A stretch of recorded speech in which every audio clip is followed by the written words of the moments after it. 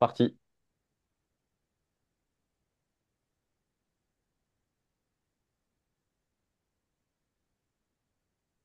Et bonjour les amis. Salut Domiti, salut Henrik, salut Benjamin, salut Linda, salut Margot, salut Sonia, Salut, Stéphanie, salut. Nathalie, André, Salut tout le monde.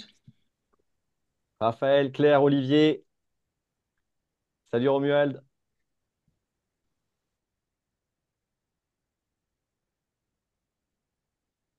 Linda, je sais pas si je t'ai dit bonjour. Si, super. Elisabeth qui nous rejoint.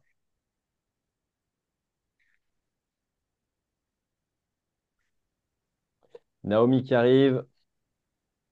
Bon, ça va, vous n'avez pas les neurones en vrac. Vous êtes prêts pour cette quatrième journée. Il va y avoir du contenu aussi encore aujourd'hui. Vous allez apprendre des tas de choses sur la conférence et sur notamment le rôle d'un agent de conférencier et comment vous allez pouvoir entrevoir le développement de votre activité de conférencier sur l'année 2025-2026. On va vous donner Ah, pas mais c'est mal de moi qui choses. me rends. Salut Non, Laurent. parce qu'il m'a fait marre. Moi, je suis mis à 17. Voilà. Moi, je suis mis à 17. Hop. Effectivement, avec les grèves aujourd'hui, pas toujours facile de s'organiser.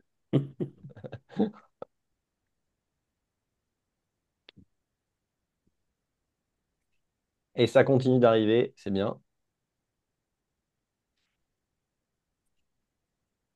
Salut tout le monde. Bonjour tout le monde. Salut, salut.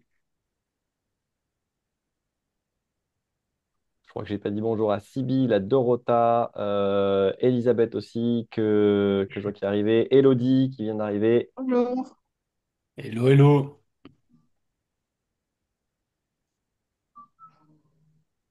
Bravo Sonia d'avoir créé ton dossier de présentation. C'est bien, ouais. Ça prend pas. Après, elle était peut-être dans le camion. Elle n'est peut-être pas Peut-être, sortie. Là. peut-être que c'était dans le camion, mais on ne le saura pas.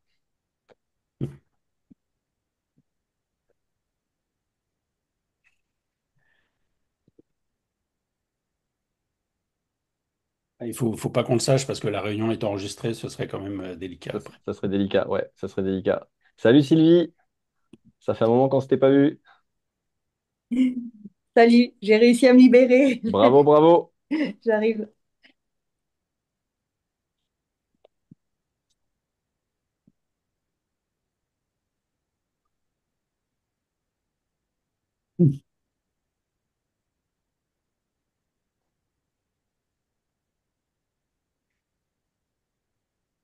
Bon, alors, est-ce que quelqu'un souffre des problèmes de transport là aujourd'hui? Enfin, des grèves, des trucs et tout ça.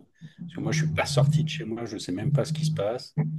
Alors moi, je te le dirai tout à l'heure, j'ai le train pour Paris. Là, t'as bien. Je Ah, sais pas si je vais arriver à la gare et si je vais arriver à destination à Paris, quoi.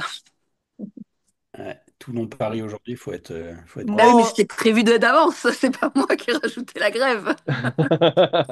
en direct de République, pour le moment, tout va bien. Bon, cool, on verra.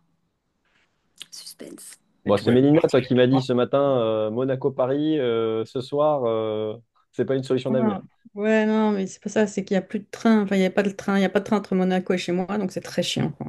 Mais c'est pas grave. Pas grave. J'ai vu passer une étude sociale, là, il y a 2 jours, qui disait, vous connaissez tous les plus beaux endroits où il faut vivre en France. Tu sais, il y a toujours une sorte de challenge comme ça, et Annecy arrive, toi, tu connais, Eric, ça. Mais puis il y a deux, trois villes comme ça du côté en Bretagne qui sont positives. Mais là, ils ont fait autre chose, ils ont demandé, en fait, au bout de 2 ans, en fait, pour quelles raisons vous déménageriez et quelles sont les villes les plus pourries de France. Marseille arrive en un, Montpellier arrive en 2, Paris arrive en 3. Enfin, sur les 7, il y a Rennes aussi maintenant. Bref, il y a pratiquement 7 grandes villes où les gens ont envie de déménager, ils veulent plus rester. Et c'est toutes des villes de plus de 250 000 habitants. Ouais, c'est Voilà. pas étonnant du tout. Vous en faites ce que vous voulez, vous le prenez ou voilà, mais c'est une étude qui a été menée sur 2 années. Nantes n'apparaît pas. Voilà, il n'y a pas Nantes, il n'y a pas Toulouse. Mais enfin, il y a clairement, il n'y a pas Besançon, il y a pas, mais il y a Lille pour le temps pourri, il y a Montpellier pour le prix exorbitant des loyers, enfin, il y a Marseille pour l'insécurité. Enfin, ils ont tous des bonnes raisons.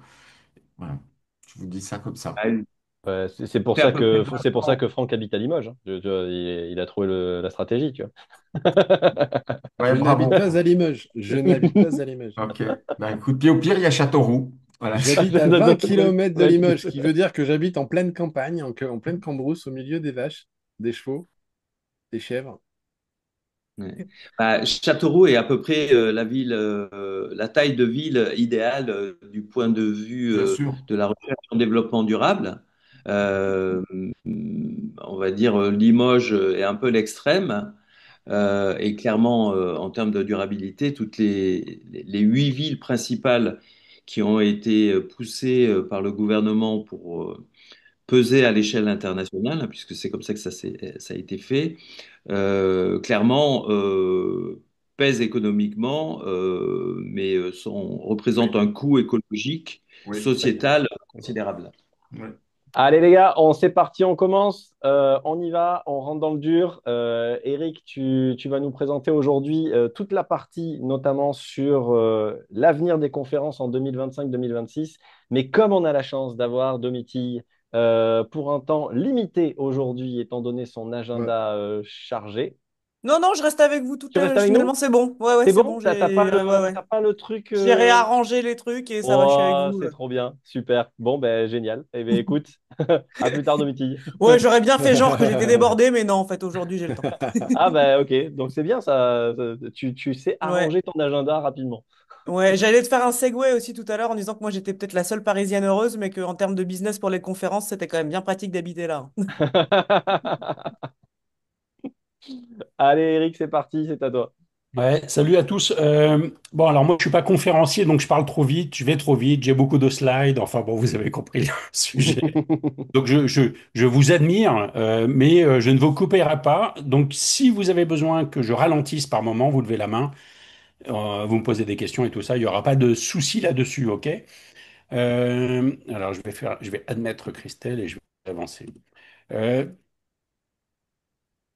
Donc moi je vous fais un point tendance, on est d'accord, et bah c'est la merde, donc on sait plus croire écrire, bah c'est pas très grave, nous on s'en fout, on va plutôt en parler, puisque vous êtes des speakers, c'est ça l'objectif. Donc qu'est-ce qui se passe dans notre écosystème depuis quelques mois? Évidemment, la géopolitique, évidemment, Trump, évidemment, les actionnaires ont peur, donc les entreprises diminuent les dépenses un maximum pour faire remonter le cours de bourse. J'allais dire, un classique quand tout s'effondre comme ça dans notre pays. J'ai néanmoins, pour pas plomber tout le monde, vraiment le sentiment que, à force d'essuyer des crises, qu'elles soient aussi rapides, aussi successives, aussi systémiques et importantes, que les entreprises sont de moins en moins à se figer. Je veux dire par là qu'il y a, allez, peut-être 15 20 ans, quand on allait changer de gouvernement, pendant 6 mois avant les élections, il ne se passait plus rien.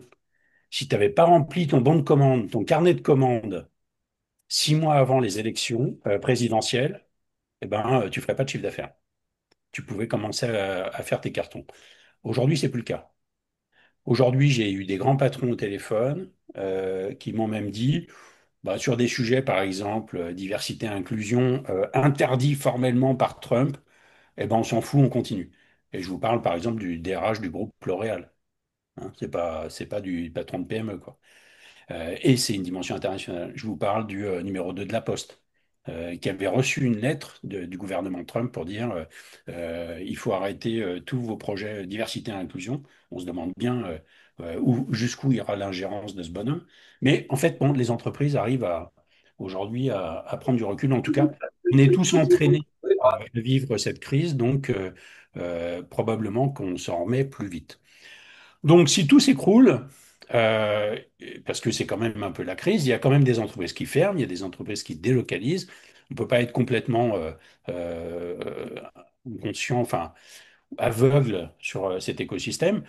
En gros, les stratégies que je constate, et j'ai fait quelques années de communication financière dans le CAC 40, donc je vois bien, il y a une forme de prudence qui s'établit dans les comités de direction, c'est-à-dire que théoriquement, on ne relance pas les grands projets en ce moment, et puis en même temps, on va essayer de booster les équipes.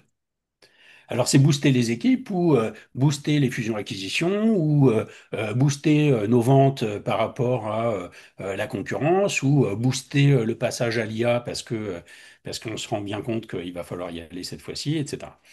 Donc, on est dans cette euh, position-là dans les entreprises. Prudence d'un côté, et besoin quand même d'accélérer et de booster sa propre économie de l'autre. Hier, j'étais dans une grande entreprise internationale d'origine française au sujet de la boulangerie. Ils étaient très très contents de dire qu'ils avaient fait 3% de croissance par rapport à l'année dernière. Moi, je ne sais pas 3%, enfin pour nous qui sommes des petites structures, c'est l'épaisseur du trait. Bon, bah, pour eux, évidemment, ça représente des dizaines de millions. Et on voit bien que tout le séminaire auquel je participais en observateur, c'était sur cette tendance-là de booster, de racheter des concurrents affaiblis, etc. Ça veut dire quoi? Ça veut dire que moi, je vous emmène dans une réflexion aujourd'hui pour que vous puissiez, vous, vendre vos prestations, vos conférences, à vous poser la question du why. J'ai pris Simon Sinek parce que bah, dans notre univers de la conférence, c'est clair que c'est un symbole, un rôle modèle. Vous connaissez, qui ne connaît pas le why de Simon Sinek? Si vous ne connaissez pas, levez la main avec le bouton que je vous vois apparaître sur mon écran. Comme ça, je vous explique, mais si tout le monde connaît, je passe très vite là-dessus. Je vous laisse un peu de temps si jamais vous ne savez pas. Voilà. Alors Sébastien ne connaît pas le why. En gros, c'est un Américain qui fait maintenant, je pense, des conférences depuis une vingtaine d'années. Son bouquin est vraiment un best-seller. Il a été traduit en français. Je vous le conseille. Il est vraiment intéressant. Son idée, c'est de dire tout grand projet, toute stratégie doit commencer par son pourquoi. D'accord? Pourquoi on fait les choses? Pourquoi on se lance dans cette activité, pourquoi je deviens conférencier, pourquoi le client va acheter ma conférence, etc. Donc il y a une autre théorie, une autre façon de questionner, que c'est les 5 ou les 8 pourquoi d'affilée, je crois. Mais en tout cas, voilà, vous avez ce monsieur qui fait vraiment référence, hein, c'est un des meilleurs conférenciers américains, euh, qui tout démarre avec le pourquoi. Et puis après, on va mettre le what et après, on va mettre le how. D'accord? Donc, mais pourquoi on fait les choses? Moi, je vous pose la question de pourquoi une entreprise fait un séminaire et pourquoi une entreprise peut faire appel à un conférencier et pourquoi une entreprise ferait appel à vous en tant qu'intervenant extérieur pendant son séminaire. Est-ce que vous pouvez utiliser le chat pour me euh, proposer vos pourquoi? Donc, Elisabeth nous dit pour marquer les esprits, pour répondre à leur stratégie. Christine nous dit pour réengager son équipe. Sonia nous dit pour stimuler les employés. Elisabeth nous parle cohésion. Sylvie nous dit pour inspirer, pour motiver. Sébastien nous dit pour la cohésion et l'inspiration. Hendrik qui nous dit pour ouvrir les puits de conscience. Stéphanie impulsée. Ça y est, ils sont partis là. Euh, Ouais, c'est bien, c'est bien. vous avez raison, vous avez raison. Pour dépenser les sous alloués pour ça, pour Sonia. Ouais, pas mal. Ah, Euh, c'est- pour mieux travailler ensemble, pour réunir les équipes et les chiffres et les perspectives, nous dit Benjamin. Pour passer un bon moment aussi, certains clients le disent comme ça. Naomi, tu as tout à fait raison. Provoquer un choc de conscience, André. Carole, démultiplier les énergies et déclencher un changement de logiciel mental.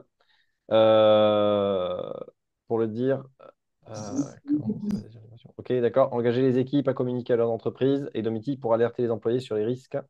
Burnout et mettre en place la prévention. Et Domiti Kiga qui nous dit pour redonner un sentiment de fierté et d'appartenance et pour illustrer avec des histoires qui les marquent, des concepts qui aident à mieux travailler ensemble. Toi, tu as fait un mastermind, toi. Oh, t'étais doué avant ça. J'ai surtout fait une trentaine de conférences cette année et donc je me suis mieux confronté à ce que les gens avaient besoin et j'ai eu des feedbacks sur ce qui les aidait pour de vrai. C'est ça. J'aurais pas répondu ça l'année dernière. Super. Euh, Toutes ces réponses, enfin, il y en a aucune que j'ai envie de critiquer. Je me suis amusé à demander à ChatGPT. Je ne l'ai pas challengé, hein. Donc voilà un brut ce qu'il a proposé. Je continue à faire rentrer les gens qui sont dans la salle d'attente. Prenez un peu des notes, enfin, lisez attentivement tout ça. Il n'y a pas trop de bêtises dans cette proposition. Lisez tout ça et puis gardez ce qui vous parle. C'est-à-dire qu'il n'est pas trop loin de votre activité, de votre thème de conférence, de ce pourquoi vous interviendriez en séminaire d'entreprise.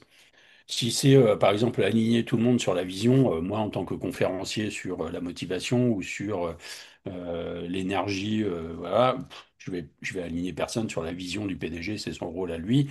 Ok, j'élimine ça. Par contre, si c'est libérer la créativité et que je suis un conférencier hyper créatif ou qui amène une conférence sur l'innovation, je vais me le garder. Ok, vous faites cet exercice-là. Parce qu'après, on va vous envoyer travailler un petit peu.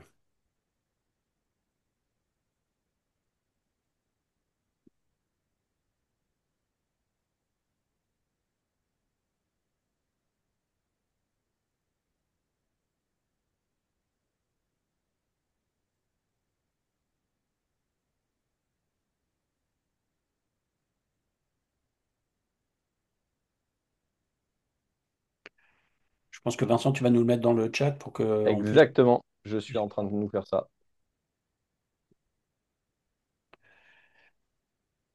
Voilà ma proposition.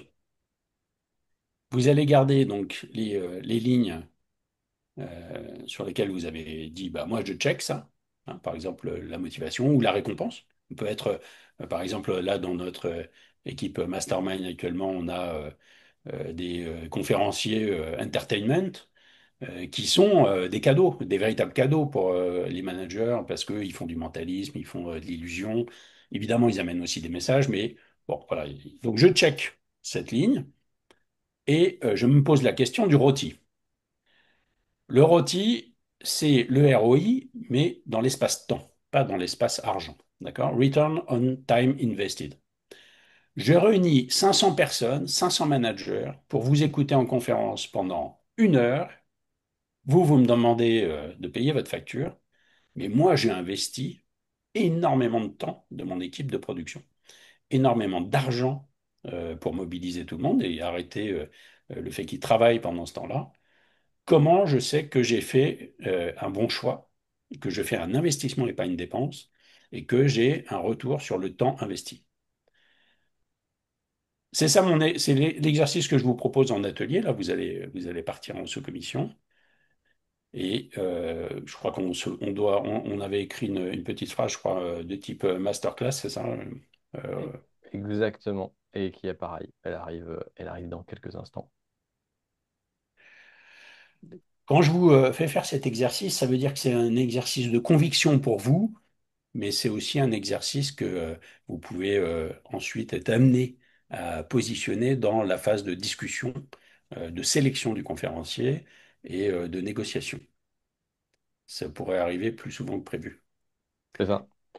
Donc, pour partir en fait en hot seat, comme d'habitude, on vous envoie 20 minutes en salle de répartition et dans ces salles de répartition, on va vous proposer de travailler sur la phrase que je viens de vous envoyer directement dans le chat. Vous pouvez la copier-coller. Votre objectif, c'est de vous dire, voilà, qu'est-ce que je travaille moi de mon côté, comment je peux penser cet objectif-là. Et ensuite, évidemment, c'est de confronter ça avec vos petits camarades avec lesquels vous allez être en salle de répartition. Avant de partir en salle de répartition, alors attends, hop, Denis, on coupe. Avant de partir en salle de répartition, si vous avez une ou deux questions à poser à Eric, vous levez la main avec l'outil adéquat et on y répond tout de suite. Et après, vous partez travailler pendant une quinzaine de minutes ensemble pour être raccord sur cet aspect-là. Et après, on passera en hot seat. On prendra deux, trois personnes pour passer en hot seat avec Eric. Donc, si vous avez d'ores et déjà des questions par rapport à l'objectif ou par rapport à ce qui vient d'être dit, levez la main et on y répond tout de suite. Pas de questions? C'est clair? Ah, c'est intense. Donc, le pourquoi, c'est le pourquoi du client, hein. Pourquoi il fait appel à vous. C'est pas pourquoi vous faites des conférences sur ce sujet, on est d'accord. On est en train de réfléchir un peu au business, à la vente. Il y a André qui veut poser une question. Oui, Exactement. juste pour confirmer, c'est un seul des arguments sur les 10. Tu fais unique selling point ou comment tu Moi, considères qu'il faut j'ob- travailler? j'oblige pas. J'ai pas vraiment challengé ChatGPT. J'ai trouvé qu'il y avait des trucs qui étaient un peu adjacents ou presque redondants. Donc, tu peux, euh, tu peux choisir, en fait. Ce qu'il faut, c'est que ce soit fluide quand on va revenir et qu'on sera en haut site, que nous, on puisse comprendre la proposition de valeur qui est annoncée. Vous pouvez même créer une propre ligne supplémentaire. Là, c'était des pistes, mais quand on a fait dans le chat tout à l'heure, j'ai bien vu que vous aviez plein d'idées sur les raisons pour lesquelles les gens font des séminaires. Donc, pas de, pas d'inquiétude. Ça marche? On peut vous envoyer travailler? Allez, on vous envoie travailler, on ouvre les salles et on vous dit à tout de suite. C'est reparti.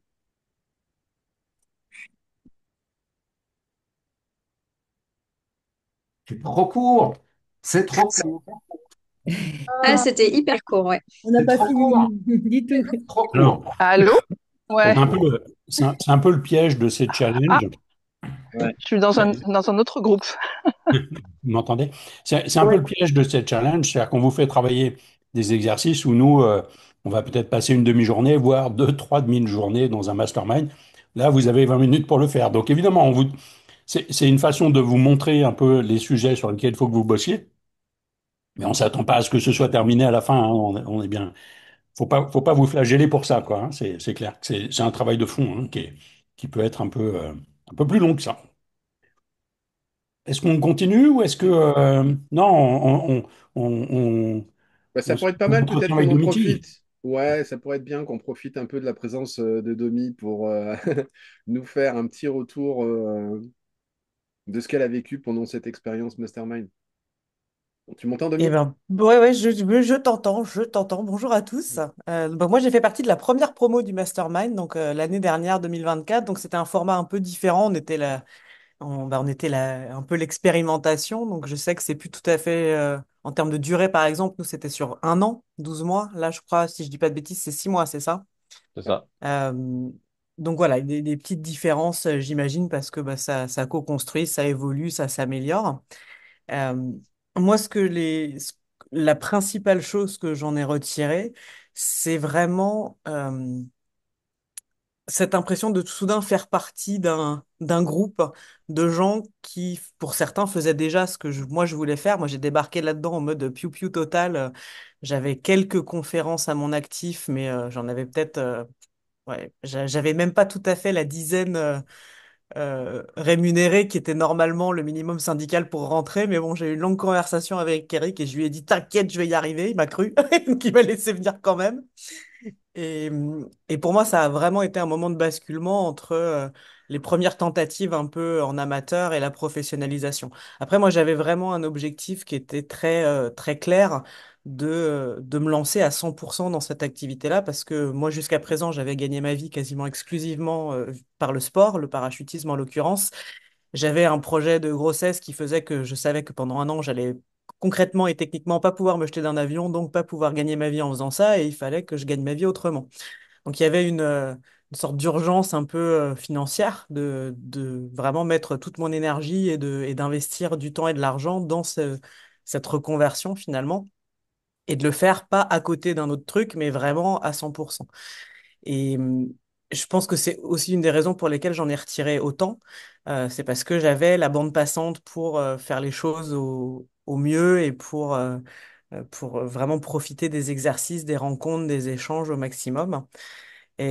Mais j'ai vraiment, grâce à cette expérience-là, compris ce qu'était cet écosystème et compris quel était ce business. Parce que j'arrivais dans l'exercice avec pas mal de naïveté et puis une méconnaissance profonde en fait du milieu enfin, et du business parce que c'est un business. Je pensais que le plus dur ce serait de créer une conférence et d'apprendre à la délivrer. Et en fait, le plus dur c'est d'apprendre à la vendre. Et ça, j'en avais pas conscience au départ et j'en ai pris conscience au fur et à mesure. Et je pense que je suis pas la seule, hein, parmi mes petits camarades de promo. Je pense qu'on nombreux ont ressenti ça. En tout cas, moi, je suis très contente de l'avoir fait. Il y a clairement un avant et un après entre mon travail de conférencière et enfin, sur cet aspect-là. Mais c'est quelque chose qui est toujours en construction. Et donc, nous, on a fini en janvier 2025, donc au début de l'année. Et moi, ça a commencé vraiment à marcher, le business, à partir de mars cette année. Donc, en fait, pendant toute l'année où j'avais investi ce qui était un gros capital pour moi et beaucoup de temps, bah, j'avais l'impression que ça marchait pas. Et en fait, c'est juste que les graines, elles poussent pas en 5 minutes. Donc ça, c'est quelque chose, je pense, dont il faut vraiment avoir conscience. Moi, c'est un programme que j'ai adoré avoir fait, mais c'est pas une baguette magique qui, en 6 mois, va transformer votre business et faire que vous allez tout de suite percer. Je pense que c'est important d'avoir conscience de ça aussi, parce que sinon, on peut peut-être être déçu ou se décourager. C'est quelque chose qui se construit sur la durée. Bon, vous avez tous l'air d'être des gens expérimentés et pas des lapins de 6 semaines, donc je suis sûr que dans le reste de vos activités, c'est un concept que vous avez déjà réalisé, qu'on passe pas de zéro à hero en 5 minutes ou en 6 mois. Mais, euh, mais voilà, je pense que c'est important de le savoir quand on se lance dans une aventure comme ça aussi. C'est quoi pour toi, au niveau du mastermind, ça a été quoi la plus grosse pépite? Ce qui t'a vraiment permis d'avoir ce switch? Hmm. Bah, honnêtement, il y en a pas une en particulier parce que c'est un faisceau d'éléments. Pour moi, le basculement, il a vraiment eu lieu en début d'année parce que j'ai, sous les conseils d'Eric, embauché un attaché de presse pour couvrir mon dernier record du monde qui a eu lieu en novembre de l'année dernière. Et j'ai vraiment fait un effort de relations presse à ce moment-là autour de ça, chose que j'avais jamais fait avant dans mes activités de parachutisme, alors que j'avais déjà fait 9 records du monde avant et gagné plein de titres. Mais enfin, j'avais aucun intérêt à dépenser de l'argent dans un attaché de presse pour qu'on parle de moi parce que dans l'absolu, je m'en foutais qu'on parle de moi et dans mon business de para, j'étais très connu dans ma toute petite piscine, donc j'avais pas besoin de faire de la presse. Par contre, pour développer ce que les gars appellent la micro-célébrité et que les gens me connaissent pour que j'arrive à vendre plus de conférences, là, c'était vraiment important. Donc ça a été un moment de basculement, mais en fait, si j'avais fait ça sans toute l'année de travail qui avait précédé, où j'avais 2 conférences d'établies, où j'avais une plaquette, où j'avais un positionnement plus ou moins clair, enfin tout le travail qu'on avait fait pendant le mastermind, ça aurait servi à rien non plus d'avoir ce moment de public relation, quoi. Donc et puis le fait que Eric m'ait aussi énormément briefé sur un peu de média training, c'est-à-dire dans mon cas, caser le fait que je suis conférencière quand les journalistes me posent des questions sur le parachutisme, ce qui n'est pas naturel ou évident ou facile et que j'ai raté un paquet de fois avant de réussir. J'ai eu la chance de réussir à le faire sur le plus gros coup médiatique de l'année et ça a été un bon déclenchement. Et en fait, une fois que c'est lancé, et ça c'est un truc qu'Eric m'avait dit dès le départ aussi, une fois que c'est lancé, si on fait un bon job, après ça fait boule de neige, le bouche à oreille. Là, cette année, il y a presque, enfin, il y a, parmi les gros groupes pour lesquels j'ai fait des conférences, ils m'en ont tous racheté une ou deux, voire trois derrière. Donc il y a le côté, si vous avez fait le travail en amont de conception, de dire des choses qui sont pertinentes par rapport au marché, ce dont Eric parlait tout à l'heure, là, et l'exercice que vous venez de faire. Voilà, si tout ça c'est en place, le coût médiatique va aider, mais le coût médiatique sans les trucs en place avant, ça sert à rien, et les trucs en place avant sans réussir à vous faire connaître, ça sert à rien non plus. C'est un ensemble et ça prend du temps et c'est beaucoup plus de travail que ce que je croyais. Mais quand ça marche, c'est cool. Bon, c'est cool. Ben, écoute, merci. Merci, Demi, pour tout ça.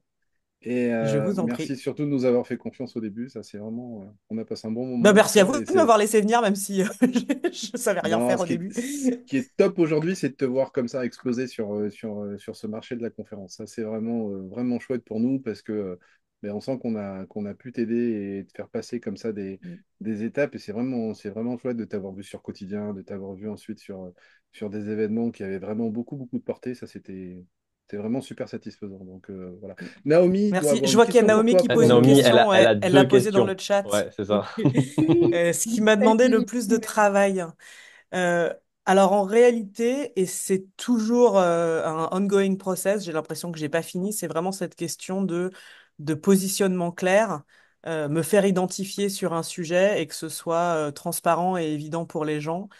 J'ai commencé à faire des conférences en répondant enfin, pas des appels, enfin même pas des appels d'offres, en fait, des gens dans mon réseau para qui m'ont fait venir en conférence dans leurs entreprises en me disant viens parler de ça, ok. Enfin, en gros, moi, on me demandait de venir parler d'un truc, je disais ok et je créais une conférence sur mesure pour l'événement. Quand je suis rentré dans le mastermind, là, j'ai pris un peu plus de recul et j'ai essayé de créer ce dont vous avez entendu parler jusqu'à présent, à se poser sur un sujet, avoir une conviction, avoir un modèle. Et en fait, j'y suis toujours, alors que j'ai commencé le travail en janvier 2024. Et là, je suis encore en train d'affiner. Là, il va falloir que je refasse ma plaquette, mon teaser et mon site parce que j'ai avancé sur ce sujet et que du coup, ça reflète pas le degré de précision que j'ai atteint aujourd'hui. Mais donc c'est vraiment quelque chose qui évolue avec le temps. C'est un truc que Vincent et Franck nous avaient dit au début, c'est faut pas attendre que ce soit parfait en fait. Il faut commencer par faire un truc, il faut poser quelque chose et c'est très vrai, ça évolue avec le temps, vous vous perfectionnez. Et moi, c'est au fil en fait, des rendez-vous clients et des prestations chez les clients et des échanges avec les clients que j'ai pu affiner. Tu vois ce qui résonne, tu vois ce qui sert vraiment aux gens. Moi, j'ai fait des études en sciences humaines, j'ai fait des études d'histoire. Après, je suis devenu parachutiste professionnel. Le monde de l'entreprise m'était quand même très étranger. Donc, ça m'a demandé beaucoup de discussions et vraiment de m'intéresser et de faire des calls avec des prospects idéaux et puis ensuite les calls avec les clients pour vraiment améliorer et affiner tout ça. Donc c'est ça qui m'a pris le plus de temps et qui me demande le plus de bande passante. Mais ensuite, tout le travail de la micro-célébrité, le poster sur LinkedIn régulièrement, faire des événements de networking, rencontrer plein de gens, ça prend du temps aussi. Mm. Benjamin, tu as une question? Oui, salut Dimitri. Tu Salut disais Benji. qu'effectivement, tu avais commencé avec une conférence signature et que tu en avais une deuxième si mes souvenirs étaient bons.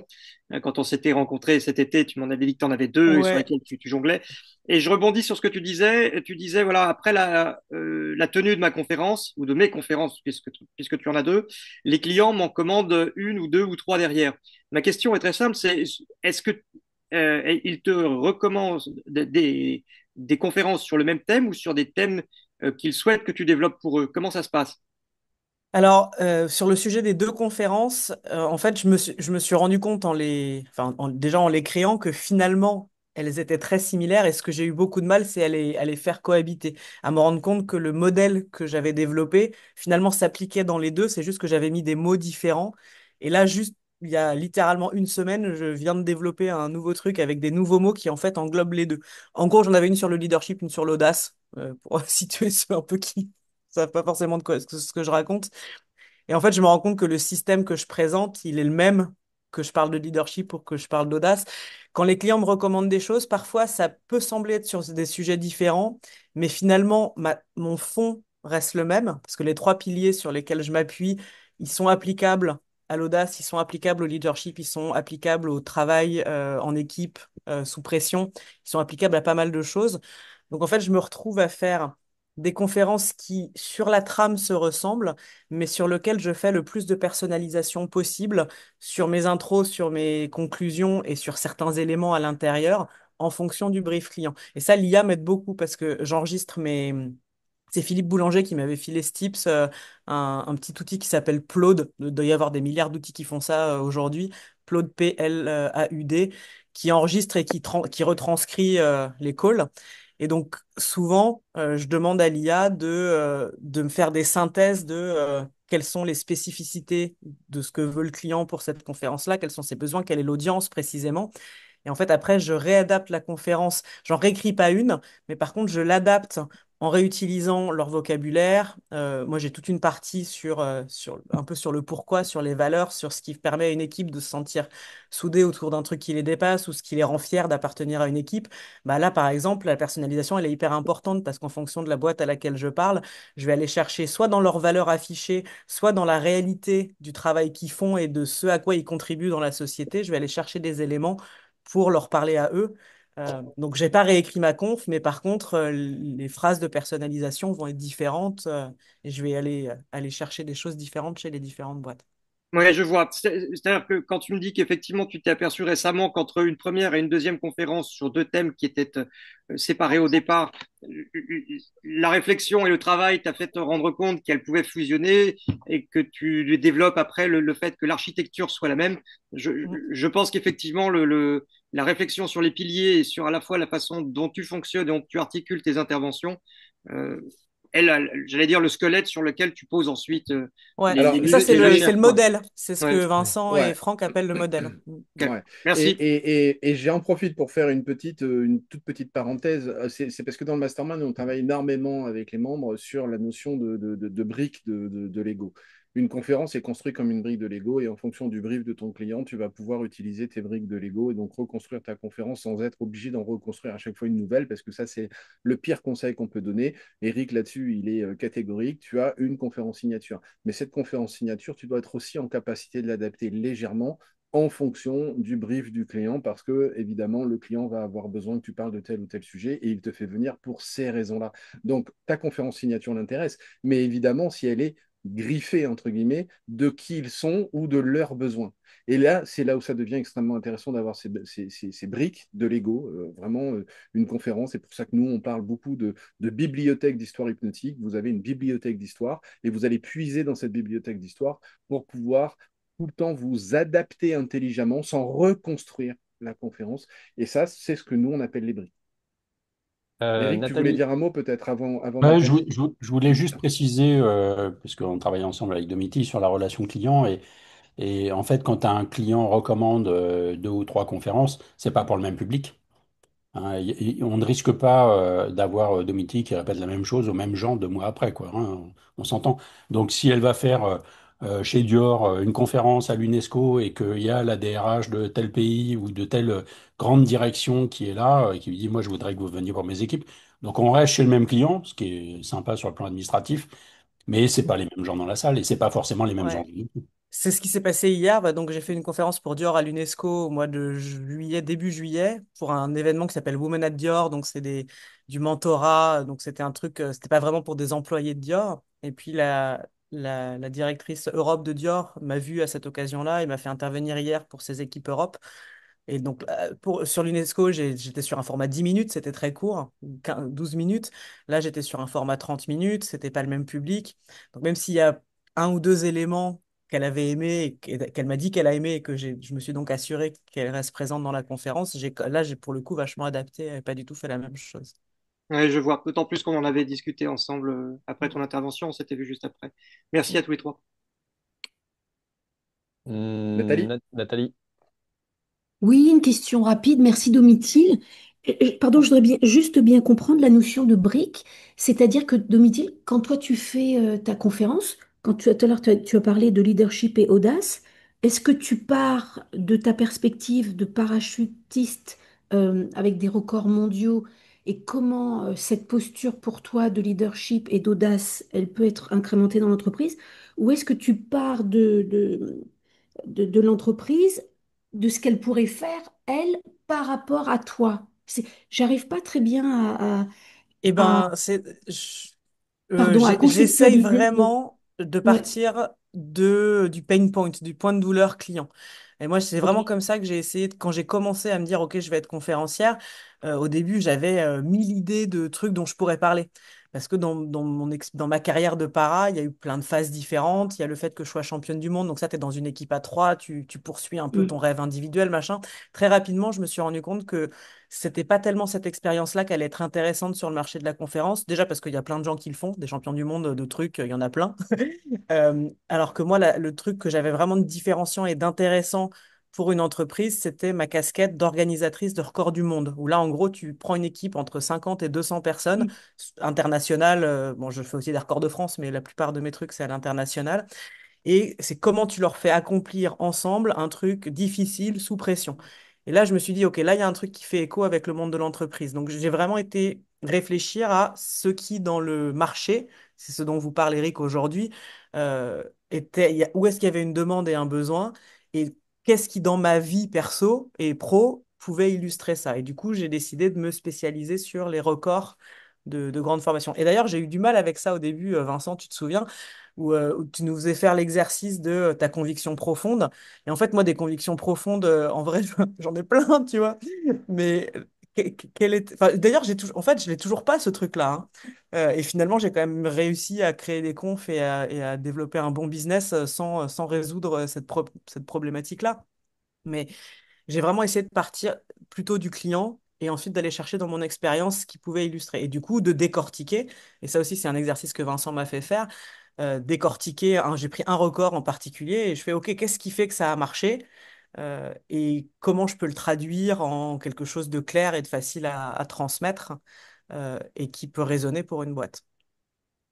Cool, Il y merci a Domi. un mot important là, c'est facile à transmettre, hein. Il ne s'agit pas de faire une thèse pour des doctorants, hein, quand on est conférencier. Ils vont pas retenir les trois quarts d'heure de votre conférence, ils vont retenir les points forts, ils vont retenir peut-être votre modèle, ils vont retenir votre énergie, etc. Mais il faudra rester simple, Nathalie, il ne faut pas trop se mettre la pression non plus. On n'est pas tous champions du monde de parachutisme, mais on a tous forcément des choses à dire quand on fait des conférences, quoi. C'est tout le travail autour du message pur, tout le travail autour des histoires hypnotiques, c'est tout le travail autour du modèle, de qu'est-ce que j'apporte véritablement à mon audience. C'est tout le travail d'une bonne conférence, c'est ça. C'est de réfléchir, pain point, et qu'est-ce que moi je peux faire pour solutionner, qu'est-ce que je peux apporter comme vision pour solutionner ces pain points. Ou apporter en tout cas un temps de réflexion. Si j'ai pas forcément quelque chose d'opérationnel, c'est quel est le temps de réflexion que je peux apporter à mon public pour qu'ils réfléchissent sur ces pain points et qu'ils réussissent à les dépasser grâce à ce que je leur apporte. Et là, en fait, c'est un processus. Donc, il y a un mélange entre un processus pédagogique, un processus d'inspiration et un processus de transformation. Une bonne conférence, c'est tout ça. Elle mélange tout ça. C'est une alchimie. C'est très difficile de dire, voilà ce qu'il faut pour une très bonne conférence. On sait ce qui est une mauvaise conférence. Mais ce qui est une très bonne conférence, c'est compliqué. Hier soir, je suis allé voir un TEDx à Limoges. Je suis parti à la moitié de la session. C'était insupportable, en fait. Donc, une bonne conférence, c'est difficile, c'est une alchimie. Il y a plein de points, il y a plein de points aveugles, c'est-à-dire de choses dont on ne sait pas qu'il faut faire, mais qu'il faut faire pour que ça fonctionne. Et c'est pour ça que c'est un travail de longue haleine. Domiti, elle l'a dit, hein, elle a travaillé pendant un an et elle récolte les résultats un an et demi après. Benjamin, Oui, question rapide. Qu'est-ce qui t'a fait fuir du coup? l'ennui. J'imagine bien, mais quels sont les points noirs que tu as identifiés, enfin les trucs qui étaient répulsifs, quoi. C'est ça que je voudrais. Répulsif, tout le monde commence par, quand j'avais 8 ans, il y a 20 ans, c'est-à-dire ce que nous on appelle le Dark Vador, c'est-à-dire comment on démarre en rhétorique ancienne, c'est ce qu'on appelle l'exorde. L'exorde, c'est comment on démarre une prise de parole. Exorde, ça m'emmerde, moi j'ai appelé ça un Dark Vador. Quand ils arrivent sur scène, en fait, ils sont déjà pas intéressants. Ils sont déjà pas intéressants. Donc, moi, si tu captes pas mon cerveau, si tu viens pas, comme dit Vincent souvent, griffer mon cerveau pour que je reste, que ça saigne et que je me dise, tiens, il y a vraiment un truc à apprendre, et voilà. En fait, je suis resté parce que j'attendais que notre speakeuse passe. C'était Aïna qui avait été choisie. Ça a été la meilleure jusqu'à ce que je parte. Et je dis pas ça parce qu'elle a bossé avec nous, parce qu'elle a énormément bossé, c'est tout, hein. Il n'y a pas de, il y a pas de, il y a pas de, il y a pas de secret. Mais les autres, c'était vraiment très insignifiant. Je me suis ennuyé profondément. Profondément. D'accord. Ouais, merci. Je commençais Alors, je crois que j'ai jamais autant fumé, en fait. Je commençais le. C'était 8 minutes, hein. Putain, pour vous dire, c'est pas long quand même, 8 minutes, hein. Mais moi, si en 3 minutes, tu m'as pas accroché, j'ai aucune envie d'écouter la suite. Donc, évidemment, je sors et le reste ne m'intéresse pas. Tu vois, tu viens pas m'attraper, quoi. Le format, c'était quoi? C'était 10 minutes, 15 minutes? 8. Ils avaient 8. maximum 8 minutes, ils étaient 10. J'en ai écouté 6. Voilà, ça m'a suffi pour dire je préfère rentrer chez moi et regarder mes gamins jouer à 1000 bornes, tu vois. Donc c'est quand même.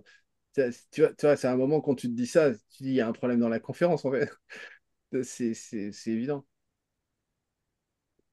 On est bon, les amis? On repasse.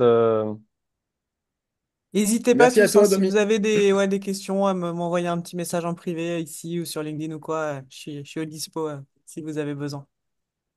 Bien, Merci, Domi! Domiti. Piou piou! Ah, piou piou, team piou piou! On était les deux noobs du mastermind qui faisions des trucs dans le ciel, c'est pour ça on s'appelait Team Piu Piu. Ah, exactement. Salut Bruno. Pour ceux qui connaissent pas, le Tché, Bruno, mon pilote préféré. Salut la team. Salut. Salut, Salut Goran, tu vas c'est bien? sympa que tu Oui, sois là. oui, vous. On profitera que tu es là si tu es OK pour avoir ton témoignage aussi. C'est sympa d'être Je venu. crois que Vincent, il m'a demandé pour ça, ouais. Ou Franck, je sais plus. Non, c'est Franck qui m'a appelé. Bon, alors moi, j'ai reçu le même email que vous de la part de Franck, là, je crois, hier soir, où il m'a dit, mais en fait, ton talk aujourd'hui, c'est est-ce qu'il faut avoir un speaker au bureau ou pas? C'est pas du tout ce que j'avais défini dans les réunions de préparation, non, non plus ce que j'avais préparé. Donc, je me suis dit, voilà, il faut quand même que je passe par cette porte pour que je réponde à la demande et puis que vous ayez une réponse à cette question-là. Bon, speaker bureau, on est d'accord, c'est un peu comme la série 10% pour les agents d'acteurs, d'artistes. Nous, on est agents de conférenciers, c'est un peu ça le sujet. Euh, En gros, que fait un speaker bureau? Il rencontre des conférenciers, il s'intéresse à eux, il s'intéresse à leurs conférences, et puis il rencontre des clients qui cherchent des conférenciers ou qui cherchent une conférence sur tel sujet. D'accord? Donc on peut considérer que c'est un intermédiaire à éliminer si on veut rationaliser les choses ou avoir du circuit court. Donc pourquoi pas, hein? On peut très bien dire voilà, je veux trouver mon conférencier moi-même ou faire appel à un speaker bureau qui va vous dire bah, moi, voilà, j'en connais des biens sur votre sujet. Si vous voulez, je les contacte pour voir s'ils sont disponibles, etc. Quand on supprime les intermédiaires, c'est qu'on espère faire des économies. Moi, à mon avis, on n'en fait pas beaucoup, sauf avec certains speakers bureaux. Il y a certaines agences qui sont là, qui n'hésiteront pas à dire aux conférenciers, écoute, on a 2 500 € pour toi, est-ce que tu es disponible et est-ce que ça t'intéresse? Que le conférencier dise, bah oui, parce que c'est quand même toujours bien, et puis que lui facture 10 000. Bon, ça existe. Les 10%, théoriquement, on n'est pas dans l'édition, c'est pas pour le, c'est pas pour le conférencier, c'est plutôt pour le speaker bureau. Même si dans cette industrie-là, on est plutôt aux alentours des 20%, on est plutôt de la TVA qu'autre chose. Mais en gros, euh, moi je pense qu'aujourd'hui, quand on choisit son speaker bureau, il faut demander une sorte de transparence financière. Pourquoi je dis ça? C'est pas parce qu'il faut que vous gagnez plus d'argent ou qu'eux en gagnent moins. Chacun essaye de maximiser ses revenus. Mais c'est important de connaître le tarif auquel vous êtes vendu au client. J'ai rencontré, moi, parce que j'ai quand même vécu 15 ans en tant que PDG d'une grosse agence, j'ai rencontré des conférenciers qui me disaient que certains clients leur avaient dit qu'ils étaient bien, mais qu'ils étaient beaucoup trop chers, et de me rendre compte que le speaker bureau qui avait fait le deal avait fait 1 x 3. Et ça, c'est pas pareil. Enfin, Domiti, Lecce, tout ça, vous pourront vous témoigner là-dessus. C'est si vous venez faire une conférence à 5 000, vous n'êtes pas en train de venir faire une conférence à 15 000. Si vous venez faire une conférence à 10 000, si je parle d'un autre aviateur, par exemple, c'est Virginie Guyot qui fait des conférences à 10 000, bah, c'est pas une conférence à 30 000. C'est pas la même chose. On n'emmène pas les gens du point A au point B. Enfin, c'est pas le même voyage, quoi. Donc, il faut connaître, je pense, sa juste valeur, en tout cas le prix que paye le client, et voir si vous êtes confortable avec ça. Il ne faut évidemment pas être bradé non plus, mais je trouve que c'est important. Et quand moi j'ai une posture d'agent, donc au sein du speaker bureau, il y a certains conférenciers, bah, comme Demity par exemple, où je traite tous ces dossiers relations clients, eh ben, on s'appelle sur ces histoires de prix et on essaye évidemment de faire monter le prix au fur et à mesure, mais on y va progressivement. On ne fait pas des sauts quantiques. Et puis il y a des périodes de l'année où il y a moins de conférences, bah, il faut être un peu moins cher. Il y a des périodes où tous les speakers bureaux sont sur le même dossier, bah, il faut être un peu moins cher, etc., quoi. Donc, il faut jouer un peu ça. On est dans le commerce et un peu dans le lean management du tarif. Le speaker bureau aussi, tel que moi je l'ai conçu en créant ce bureau Les Speakers en 2017, c'était de pouvoir faire émerger des gens pas très connus. Parce que la plupart des speakers bureaux travaillent qu'avec des conférenciers très connus, ceux qui sont bankable. Si vous avez 10 demandes par trimestre pour un conférencier, bon, bah, vous savez que toute l'année, vous allez pouvoir le proposer, que les autres en auront entendu parler, qu'il y aura ce fameux bouche à oreille, ils diront, bah voilà, moi en tant qu'agence, au moins je gagne ce truc-là et et ça va me permettre de faire le dossier parce que, bon, voilà, on est tous là pour gagner plus d'affaires qu'on en perd, quoi. C'est un peu ça le sujet. Euh, je pensais que j'avais préparé autre chose, mais non, c'est au niveau des chiffres. Alors, il y a aussi le rôle du conférencier que je voulais évoquer avec son speaker bureau. C'est-à-dire qu'il y a quelques bureaux qui demandent une exclusivité, puis d'autres pas du tout. Euh, mais en tout cas, quand vous travaillez avec un bureau, il faut le nourrir. Il faut l'appeler régulièrement. Il faut qu'il se rappelle de vous. Il faut lui donner de l'actualité. C'est votre commercial. Il faut le manager, votre commercial. Et il faut qu'il ait le réflexe de parler de vous la prochaine fois qu'il reçoit une demande. Euh, il est probable que, en tout cas, je vais vous parler de ma boutique, on est débordé. J'ai été appelé, avant notre rendez-vous de ce matin, j'ai été appelé par 3 clients avec qui j'ai promis des choses au début de la semaine et à qui je n'avais pas envoyé les éléments. Et pourtant, j'ai fait grossir mon équipe, etc. Et ça me prenait 5 minutes d'envoyer les éléments. Donc, j'ai corrigé de suite. Mais on m'a quand même dit, ah, tiens, t'as pas, on attendait votre mardi. Ouais, bon, on n'est pas mardi. Et donc, on est un peu débordé. Donc, ça veut dire aussi qu'il faut qu'on aille de plus en plus vite pour répondre à une demande d'un client. Et bah, si on ne se rappelle pas de vous, enfin, ou si on est obligé de réfléchir pendant une demi-heure, à dire, tiens, quel pilote de chasse je vais bien pouvoir envoyer à ce client, bah, ça ne marchera pas, quoi. Je ne peux pas traiter que 4 dossiers dans la journée, c'est impossible. Donc voilà le triptyque, c'est-à-dire que nous, on s'intéresse aux conférenciers, on essaye de les faire grandir. C'est pour ça qu'on crée le challenge, c'est pour ça qu'il y a le mastermind, c'est pour ça qu'il y a des retraites d'écriture pour que les conférenciers sortent leurs bouquins, etc. Enfin voilà, on veut contribuer à la carrière du conférencier. Le conférencier doit nourrir et puis dire qu'il a vraiment envie de bosser, enfin que voilà, et puis en même temps faire le job. Donc ce que Domiti vous a raconté sur sa carrière, essayer d'être vu par la presse, essayer de faire un peu de media training pour que ça fonctionne et tout ça. Puis on voit bien que les résultats sont au rendez-vous. Et puis après, bah, ne pas avoir de speaker bureau qui parle de vous, c'est quand même passer à côté d'une grande partie du marché aujourd'hui. C'est un peu dommage. Parce qu'avant que vous soyez connu comme conférencier, il va se passer du temps, alors que peut-être qu'il y a plusieurs speakers bureaux qui peuvent parler de vous s'ils vous trouvent sympa et intéressant, et eux sont déjà connus par les clients. Et ils ont d'autres moyens pour se faire connaître. Enfin, moi, j'ai 400 clients. Le jour où un conférencier viendra en débutant me voir en me disant j'ai 400 clients, j'ai pas besoin de speaker bureau, bon, je comprendrais qu'il avait une agence de com avant, quoi.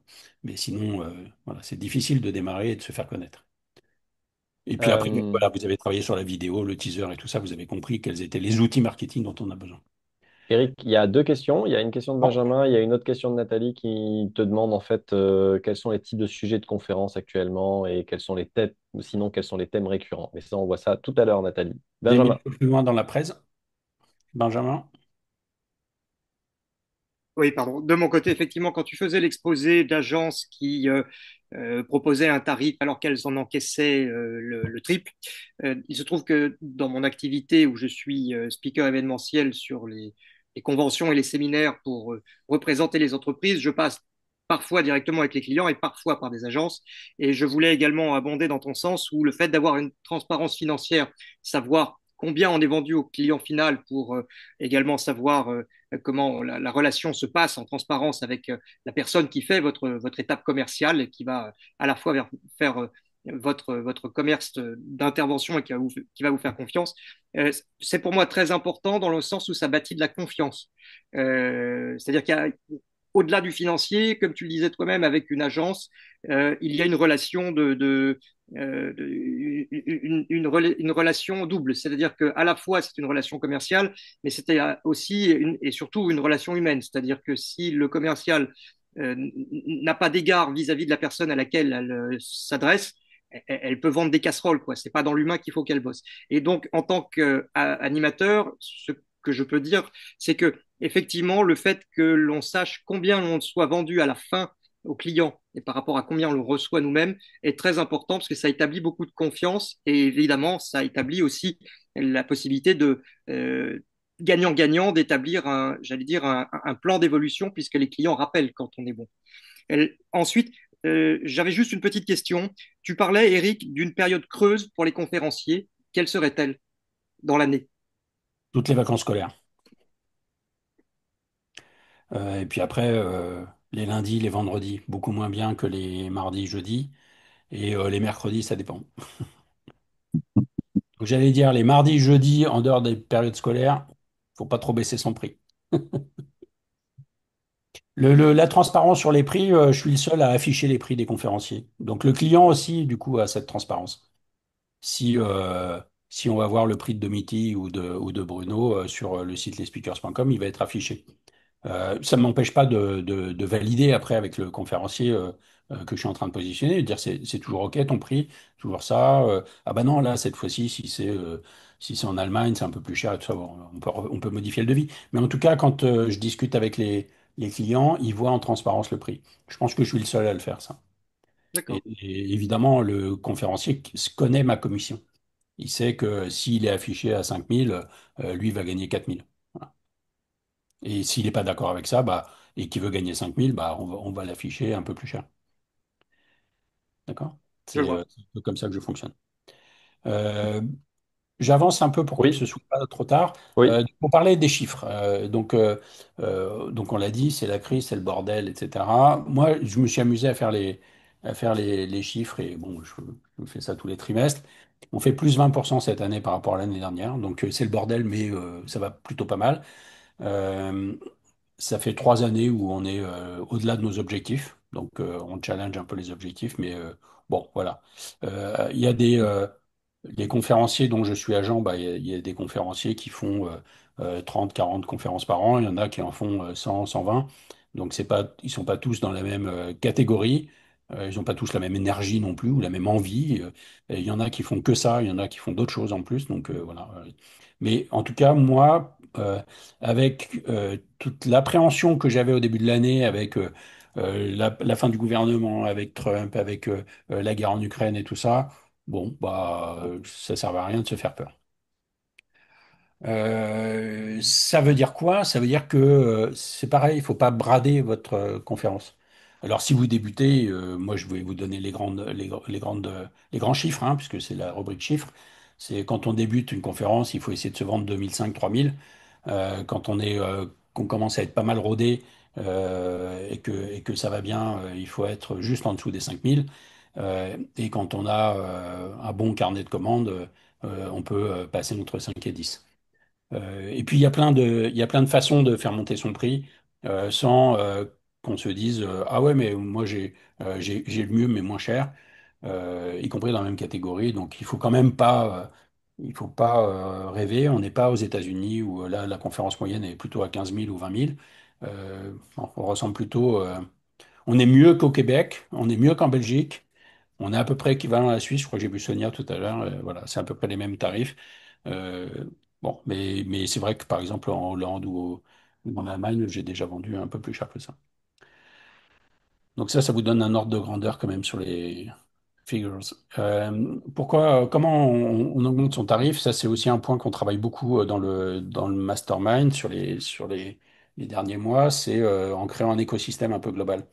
Je ne vais pas trop m'étendre là-dessus parce que je vais vous en reparler un peu plus loin dans les tendances, ce qui répondra un peu à Nathalie.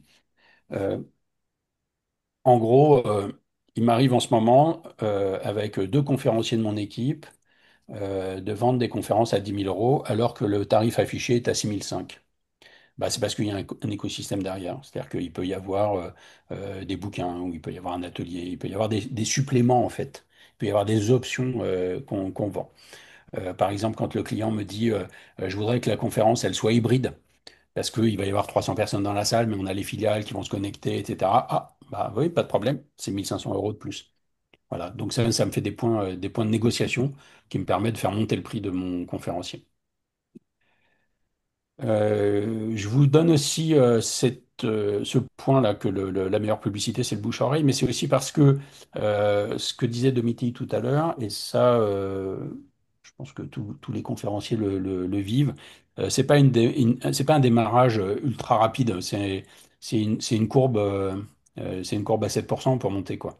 On y va tranquillement et les clients contents en reparlent. Et de temps en temps, vous allez avoir quelqu'un qui va dire, ah, ma femme, elle travaille dans telle entreprise, elle m'a dit qu'elle elle m'a conseillé de vous faire venir pour mes équipes, etc. Enfin, vraiment, on vit ça. Donc le bouche à oreille fonctionne, mais ça veut dire que si la première année vous faites 5 conférences, bah, vous en ferez 10 la deuxième et peut-être 15 ou 20 la troisième. Mais voilà, vous attendez pas à faire 40 conférences la première année si vous n'en avez jamais fait. Et un des conseils que nous on fait aujourd'hui avec les conférenciers qui sont passés dans le mastermind et qui sont réunis maintenant en mode alumni, et puis on est en train de structurer ça pour vraiment le professionnaliser sur 2026, c'est de dire on peut y aller en bande, un conférencier peut en recommander 5 ou 10 autres une fois qu'il est passé quelque part. Et puis, il y a moyen d'aller faire des conférences presque gratuites en bas de chez soi de temps en temps. Un APM, il paye 500 balles, mais ça vaut le coup d'y aller. Enfin, pardon, un CJD. Un FCE, femme chef d'entreprise, c'est pareil. C'est l'afterwork, c'est pas tellement payé. Mais là, vous avez 30, 40 personnes dans la salle qui sont des chefs d'entreprise, qui pourraient très bien dire, putain, ce serait génial pour mon séminaire de manager de la rentrée. Donc, il faut générer ce bouche à oreille par rapport à la qualité et puis au sujet que vous abordez en conférence, ce qui est en plus de ce que Domiti évoquait tout à l'heure, les relations presse, le vu à la télé marche quand même très très fort. Est-ce que vous avez des questions sur ces points? Ensuite, je passe aux tendances Ouais, il y 2025. a Nathalie qui demande en fait, est-ce que les 20% quelque part de progression, ils sont pris sur d'autres enveloppes, sur d'autres budgets comme les incentives ou ce genre de choses, ou est-ce que, il y a tout qui augmente quelque part en même temps? Je suis pas sûr d'avoir bien compris la question. Est-ce que tu peux me la poser à l'oral, Nathalie? Oui, je te remercie. En fait, je voulais savoir, quand tu disais tout à l'heure, il y a plus 20% pour les conférences, est-ce que ces 20% d'augmentation sont dus à une nouvelle tendance, c'est-à-dire de recruter des conférenciers pour inspirer et aspirer autre chose dans le mode de l'entreprise? Ou est-ce, comme disait Vincent, de ce que je précisais, est-ce qu'avant l'entreprise, par exemple, elle avait un budget incentive de X montant et elle décide de faire moins d'incentive et moins d'autres choses, par exemple, pour ne faire que plus de conférences, ce qui fait Ouais. que le chiffre des conférences augmente. Non, Merci. j'ai pas la vraie réponse. Merci, Nathalie. J'ai pas la vraie réponse à cette question parce que je fais pas de statistiques très poussées. Et puis que j'ai 400 clients. Donc en plus, je sais pas qui a décidé quelque chose. J'y crois pas en réalité. Je pense que moi, je grandis avec mes conférenciers aussi. Et donc il y a ça. Plus on a de clients, plus on a de demandes clients. Donc si on a 400 clients là, on en avait peut-être que 350 l'année dernière, etc. Bon, voilà. Et puis j'ai pas senti, enfin, je vais vous parler des tendances, mais j'ai pas senti quelque chose de révolutionnaire hein, dans les conférences. Il y a quand même un élément de réponse sur les tendances, si j'avance là-dessus. Il y a, je commande une conférence, ok? Ça veut dire que dans mon agenda de mon séminaire, j'ai prévu 1 heure pour un conférencier, pour faire venir du sang de l'extérieur, de l'air frais. Euh, Ce qu'on constate, il y a des choses qu'on constate depuis 2 ans, puis d'autres qu'on constate cette année et qui vont se préciser l'année prochaine. On peut rajouter de l'expérience. Donc là, Sophie Lavaux, par exemple, c'est la meilleure alpiniste, enfin himalayiste qu'on ait en France ou en Suisse. Elle a fait les 14 8000. C'est la seule. Il n'y a pas un homme qui a réussi à faire ça. Ils sont tous morts en essayant, hein. En plus, c'est assez dramatique. C'est une femme extraordinaire. Elle a 54 ans, donc en entreprise, elle serait déjà en fin de carrière. Elle continue à aller en hypoxie. Et, euh, et elle a démarré à 32 ans, donc elle n'est pas née avec des crampons. Eh ben, c'est vrai que là, aujourd'hui, elle est associée à Mountain Pass, qui est Mountain Pass, elle s'occupe de la filiale suisse. Bah, il y a de l'expérience. On peut évidemment la voir en conférence, mais après, on peut aller dans la neige avec elle pendant 2 heures et travailler sur un atelier avalanche. On peut travailler sur des choses comme ça. Donc ça, je trouve ça assez incroyable. Je l'ai vécu, hein, je suis allé les accompagner à Chamonix pour voir un groupe de clients suisses. C'était bon, voilà, c'est brillant. Nouvelle tendance. Évidemment, là, ça fait monter les prix, parce que tu comprends. Voilà. Il y a conférence dédicace. J'étais avec Virginie hier, parce qu'elle vient de sortir son nouveau livre là, et elle était donc en conférence à Paris, et le client avait acheté 150 livres. Et elle a passé un peu de temps à les dédicacer. Donc là, on est sur un complément de prix, évidemment, qui est évidemment la vente des livres. Alors, ça paye pas beaucoup l'auteur hein, de vendre des livres, mais on a pas mal négocié avec l'éditeur. Et ça amène une expérience supplémentaire aux gens qui ont assisté à la conférence, c'est qu'ils ont un moment privilégié en one-to-one pendant 2-3 minutes avec le conférencier.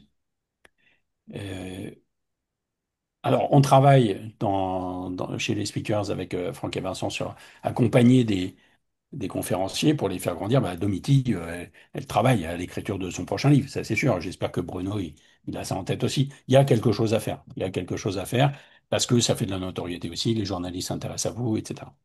Bruno, il fait une BD. Bah, c'est top. Et, Oui, mais ça, c'est parce qu'il sait pas lire. et puis, il y a la conférence atelier. Donc ça, c'est la grande tendance, j'allais dire, depuis 2 ans. Ça veut dire que là, le client me dit, je voudrais un conférencier sur l'audace. On a prévu la demi-journée. Là, je comprends qu'il n'a pas prévu que le conférencier parle pendant 4 heures pendant son séminaire. Donc, ce sera conférence plus atelier. Bah, là aussi, hein, on fait grossir l'enveloppe et cet atelier doit être une forme de passage à l'action après la conférence. Si j'ai une conférence sur l'audace de la part de Domiti, on l'a proposé déjà à des clients, c'est de dire, et puis après, on vous fera faire de la chute libre. Et on va vous emmener dans un tube. Alors c'est un simulateur, mais vous allez vraiment vivre l'impact du vent sur vous, sur votre combinaison. Vous allez apprendre à voler. Alors moi j'ai eu la chance d'apprendre à voler avec Dominique à Abu Dhabi, hein, c'était un peu classe.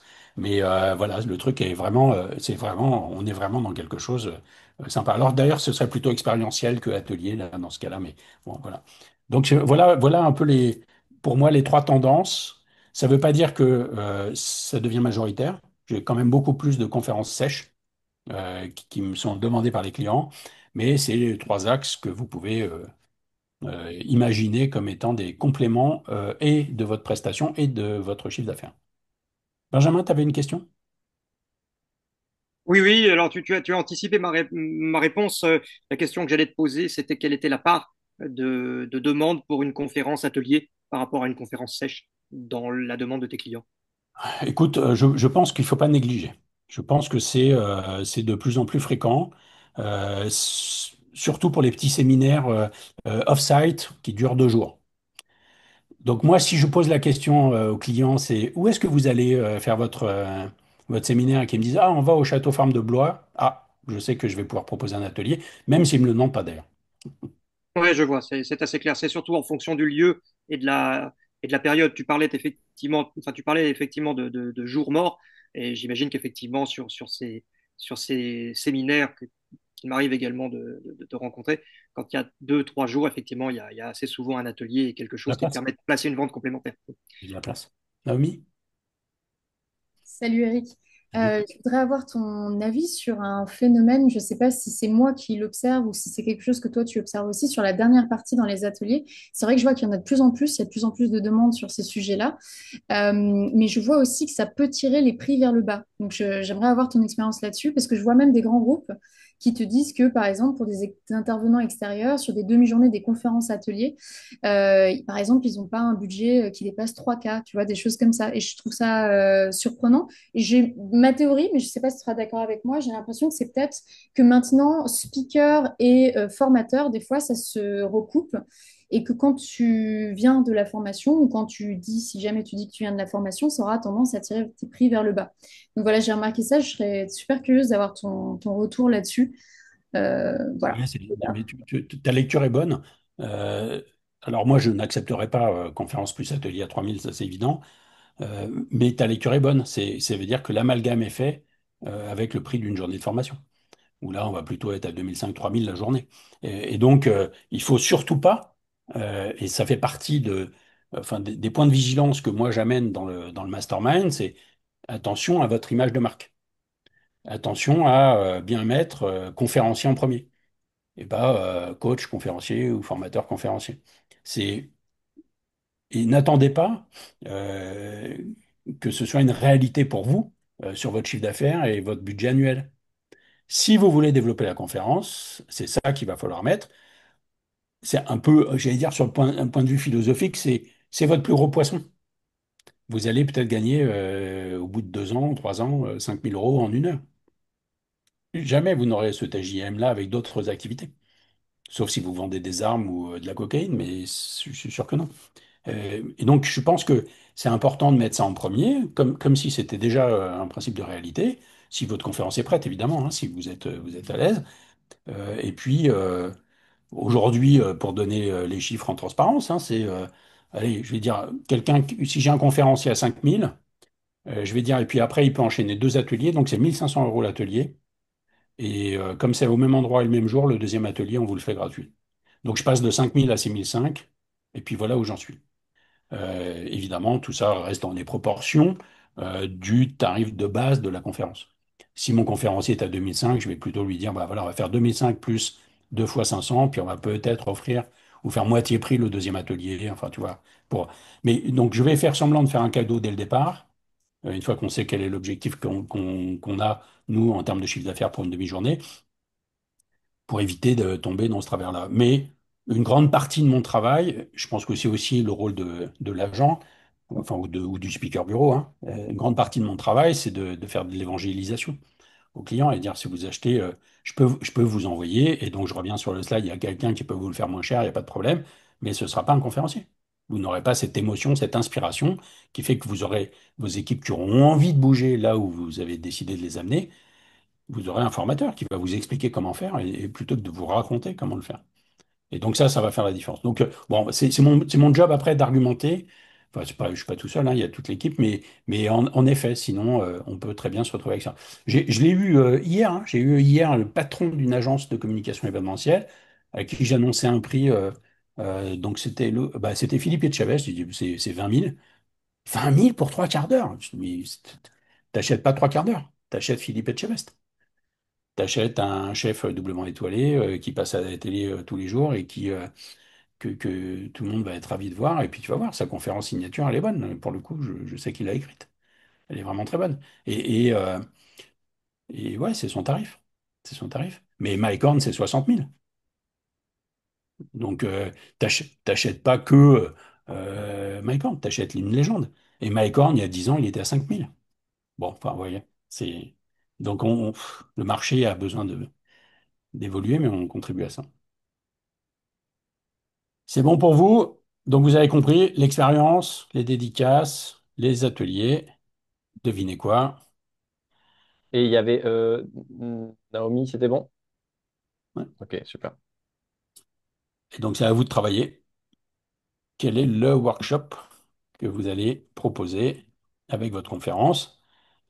Il ne s'agit pas, là aussi, vous avez compris, si on travaille votre écosystème, si on travaille le workshop en mastermind, on va peut-être y passer un week-end et puis après, ce sera itératif. On reviendra dessus, on va faire des répétitions, on va le tester. Ça marche à 20, est-ce que ça peut marcher à 200, etc. Enfin, c'est un boulot. Mais le jeu qu'on vous demande aujourd'hui, c'est de dire, avec ma conférence signature, telle que je l'ai imaginée, avec le why que j'apporte à mes clients, si je suis pris au dépourvu et qui me dit, alors, Naomi, c'est quoi l'atelier que tu nous fais vivre après? Bon, bah voilà.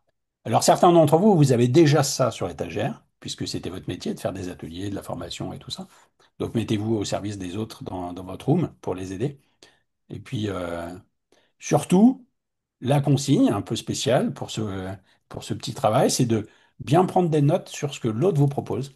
Vous le challengez et tout ça, mais prenez bien des notes sur ce qu'il vous dit. Et après, on débrief. Donc, on vous envoie encore 15 minutes en conférence. Vous travaillez chacun de votre côté, 2-3 minutes, vous pensez à des éléments. Et derrière, vous proposez à vos partenaires et camarades. Les partenaires et camarades prennent des notes de façon bien attentive, vous challenge sur une ou deux questions rapidement. Donc, gardez votre gardien du temps, hein. 15 minutes, on peut faire beaucoup de choses en 15 minutes. Et on se retrouve ben, à 13h45 ici, ensemble. À tout de suite. Allez, je ferme les salles. C'est parti. C'est parti.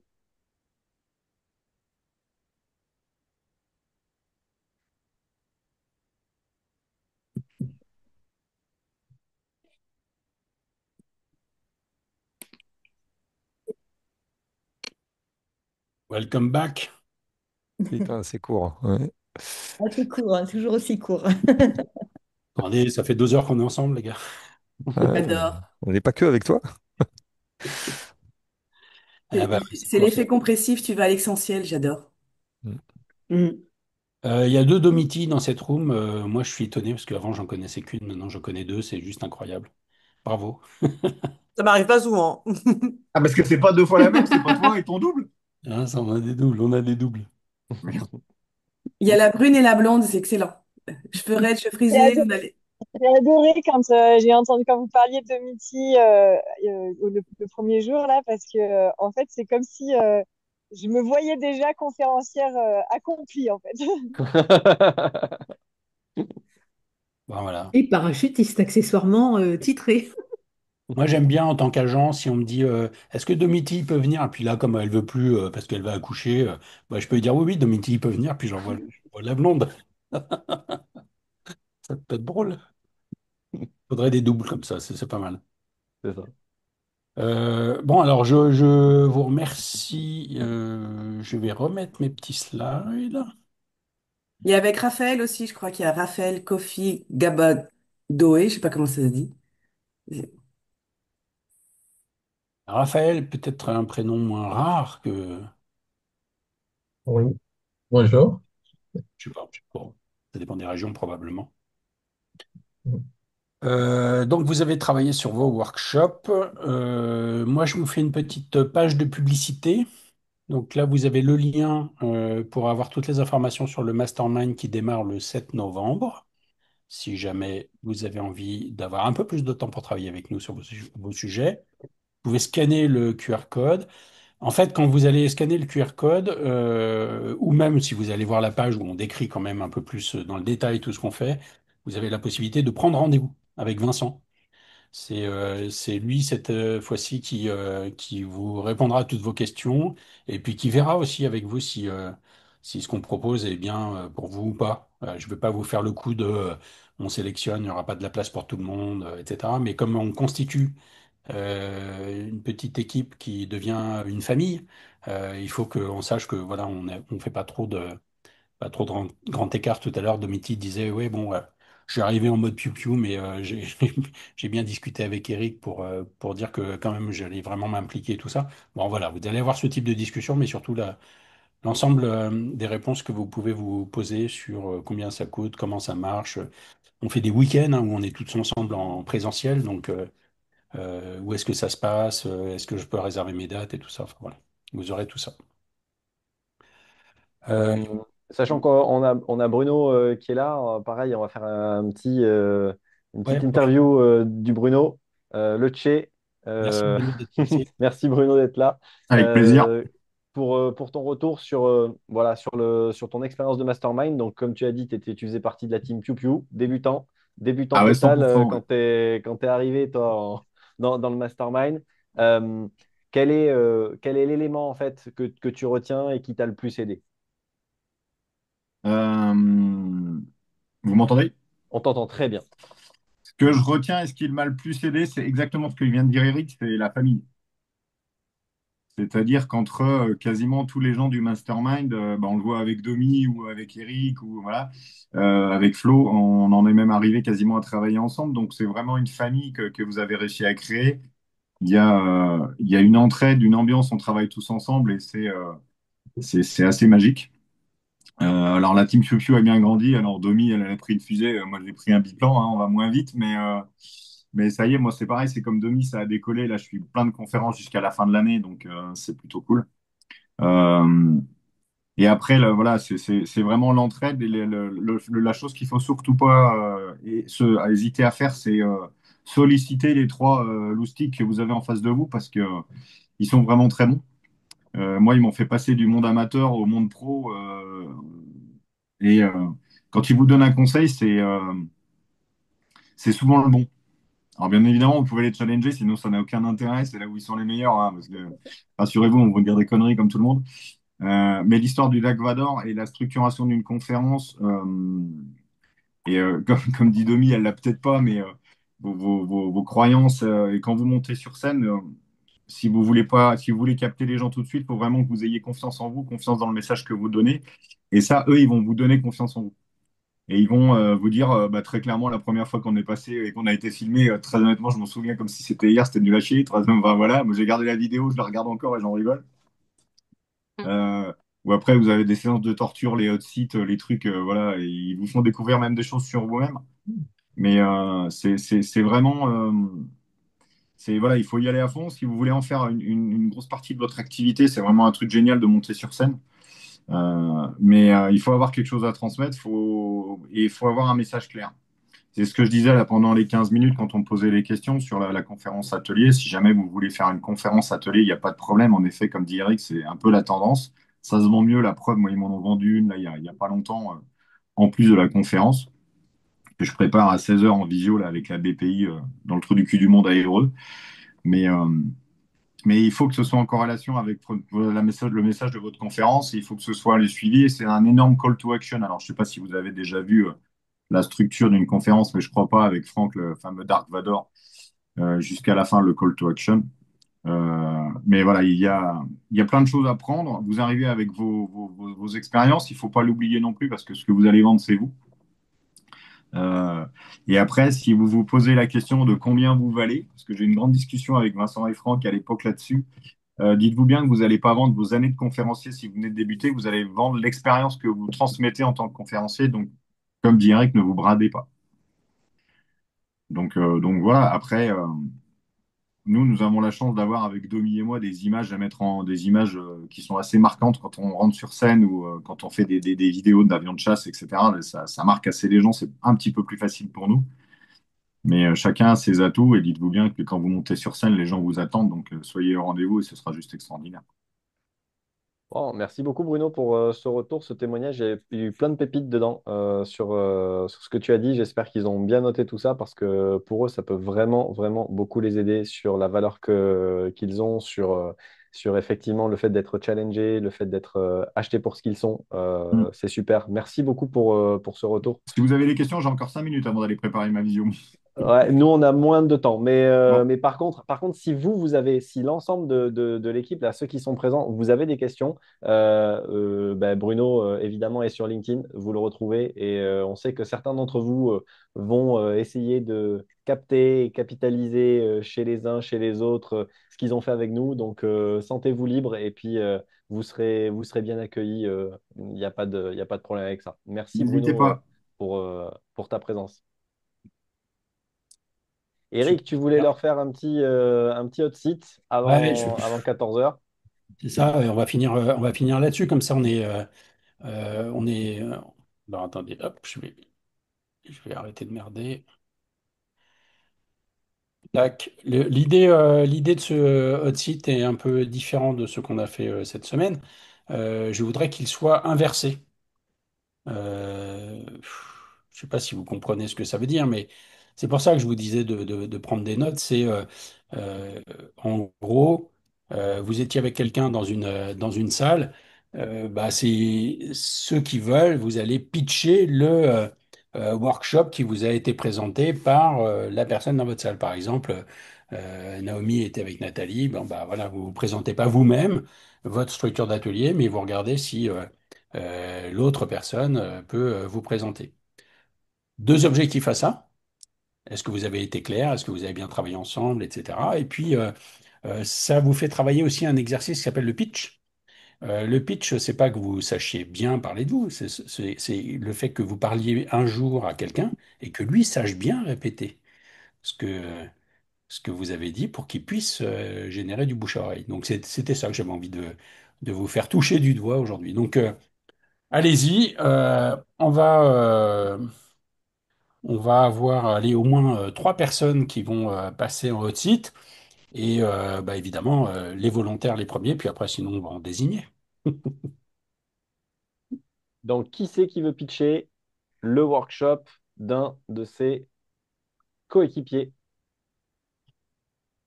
Oh. Ah, super, Domiti. Les deux Bravo. petits, elles sont comme ça, hein. Ça, C'est le saut en parachute, ça. Je vous présente Seb Bichon qui fait une conférence No Limit, que en fait on peut se dépasser, même quand il y a des obstacles qui peuvent être vraiment de taille, puisque lui, il a été amputé d'une jambe quand il avait 4 ans, et que malgré tout, il a trouvé plein de moyens et plein de ressources en lui pour pouvoir accomplir plein de choses formidables. Et donc, à travers cette conférence, il va faire prendre conscience à son public du fait que les gens ont qu'ils ont les ressources en eux, en fait, et que même s'ils se croient pas capables de faire quelque chose, ben oui, en fait, ils en sont capables. Et d'ailleurs, il propose un workshop après qui est de faire du tir à la sarbacane les yeux bandés à deux.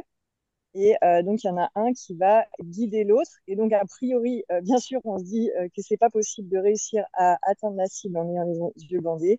Et en fait, à travers son atelier, ça va montrer aux gens qu'en fait, ils ont des ressources insoupçonnées. Et il a aussi écrit un livre qui sera dédicacé. Eh ben, génial, merci beaucoup, c'est très complet. Bravo. Alors, moi, je connaissais Sébastien, donc je triche un peu, mais c'est vrai qu'on retient bien ce que tu as proposé, la Domiti. Donc, ça veut dire que Sébastien avait bien été un bon émetteur. Et je trouve que ça coche bien tout. C'est-à-dire, on comprend pourquoi on va t'appeler. Le why du client, on le comprend. L'apport de l'atelier derrière. Je suis sûr que si moi, en tant qu'agent, je te dis, en fait, il veut pas un atelier Sarbacane, il veut deux ateliers. Tu m'en inventes un deuxième assez facilement. C'est probable que tu vas réussir à me trouver quelque chose avec la logique un peu incapacitante, etc. Mais je comprends bien aussi que on va rigoler, que ça va créer l'énergie, que ça va être sympa dans le séminaire, que ça va rapprocher les gens, que ça va leur faire aussi découvrir quelque chose autour du handicap ou de la singularité. Enfin bon, ouais, très bien. Je trouve que ça coche plein de cases. Bravo. Tu veux débriefer, Sébastien? Ouais. Ben, il n'y a pas grand-chose à dire. Justement, j'étais en train de mettre un message en disant que Domiti a été peut-être une meilleure vendeuse que moi pour me présenter. Donc, excellent. Et ouais, elle a vraiment bien noté tous les points clés de ce qu'on avait pu se dire en échangeant. Et super. Bravo. Merci.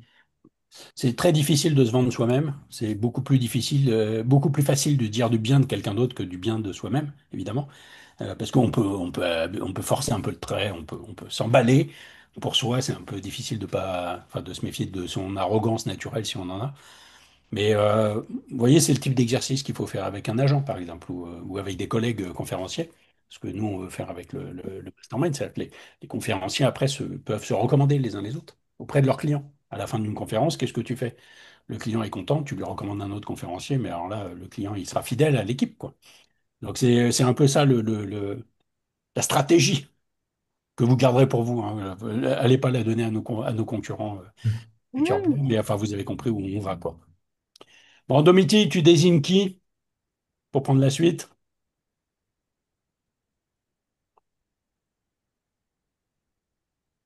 Ah, Elodie. Désigne Mélida. Elodie, Attends, Elodie s'est désignée avant que tu désignes. elle s'est autodésignée. Bravo, merci beaucoup, mais Elodie, d'être volontaire. On t'écoute. Ouais, parce que moi je suis nulle en pitch, alors comme ça m'entraîne. Alors, Sonia, je vais présenter Sonia. Alors, Sonia, elle est chanteuse. Sonia, c'est une grande chanteuse du cœur parce qu'elle a vécu les violences conjugales il y a une dizaine d'années. Et maintenant, elle reprend sa voix grâce au chant et elle transmet ce qu'elle a dans son cœur grâce au chant. Donc là, pour l'instant, pour les enfants. Et là, elle va nous présenter pour les adultes. Elle va animer un atelier de leadership, de confiance et de reprendre sa place dans ce monde avec de la résilience et beaucoup de douceur. Sonia, elle dégage beaucoup de douceur. Merci beaucoup. Puis je pense qu'elle peut faire un atelier Merci, dédicace Elodie. aussi. Oui, c'est prévu. De toute façon, on fait des dédicaces à la fin pour rencontrer les gens et les toucher. Merci beaucoup, c'était très clair. Quelqu'un veut débriefer ça? Qu'est-ce que vous faites comme feedback à Elodie sur la façon dont elle a eu à présenter Sonia?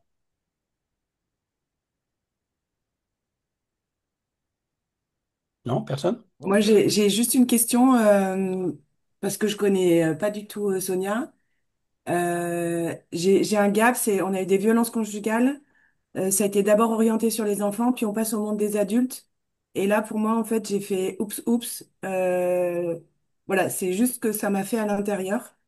Et Mhm. parce que la violence conjugale, c'est entre adultes. Du coup, on est allé vers les enfants, ou t'as passé une partie vers les enfants, et puis on retourne vers les adultes. Je sais pas si c'est utile de parler de ce monde des enfants ou quoi. Mais moi, j'ai fait oups, oups à l'intérieur. C'est tout ce que je veux signaler. Sonia, c'est intéressant pour toi d'entendre ça? Oui, j'utilise moi avec ma carrière pour enfants parce que j'ai une notoriété en Suisse romande, donc j'en parle de toute façon. Ça permet. Tout le monde me connaît, mon nom a circulé beaucoup, mais il a encore plus circulé quand j'ai eu des violences conjugales, que j'ai sorti un livre et que ça a été publié sur les manchettes de journaux. Donc les gens font le lien entre les deux. Et c'est vrai qu'ici c'est assez clair, mais effectivement, je l'utilise comme pour dire que je suis un personnage public qui a l'habitude de s'exprimer sur scène, surtout, parce que c'est vrai que c'est pas pareil de parler de violence conjugale ou de chanter pour les enfants. Mais voilà, ouais. Et Raphaël, tu mettais le doigt sur quelque chose en effet d'important. C'est-à-dire, Sonia a une carrière, elle est très connue dans son pays, mais c'est vrai que le point de vigilance que tu évoques, je le ressens aussi. C'est-à-dire que, oubliez pas le why du client. Pourquoi un client ferait venir Sonia dans son séminaire si elle parle aux enfants? Enfin, il n'y aura pas d'enfants dans le séminaire. Donc, il faut vraiment faire attention à ça. Dans l'ensemble de votre histoire, dans l'ensemble de vos compétences, de ce que vous savez faire, et, il faudra être focus sur ce qui est Mhm. vraiment intéressant pour votre client modèle et puis pour son séminaire. C'est un peu ce que disait tout à l'heure Domiti aussi. C'est est-ce qu'elle est sur le leadership ou est-ce qu'elle est sur l'audace? Euh, Même si elle, ses briques sont prêtes et que ça lui demande pas beaucoup de travail à chaque fois, néanmoins, il faut taper juste. Il faut répondre au why du client. Mhm.